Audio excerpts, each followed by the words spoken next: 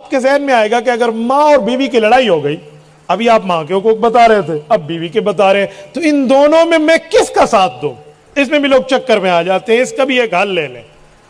ماں اور بیوی میں اختلاف ہو جائے نا تو سب کے اندر مجمع میں ماں کو سچا کیا کرو، اور کمرے میں جا کے بیوی کے سامنے ہاتھ بھی باندھنے پڑے نا، منت اور ترلا بھی کرنا پڑے تو کر لو کہ میری اہلیہ وہ میری اماں ہے، اس کے قدموں تلے میری جنت ہے، تھوڑا عرصہ صبر کر لے، تیری بھی اولاد ہوگی، تیری اولاد بھی کل تیرے ساتھ اس طرح اس نے سلوک کرے گی جیسے میں اپنی ماں کے ساتھ کر رہا ہوں۔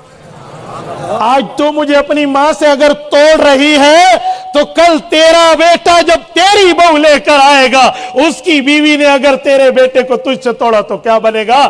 آج کی بیوی کل کی ساس ہے، یاد رکھنا۔ آج کی بہو کل کی ساس بنے گی۔ پیار سے سب یاد ہو۔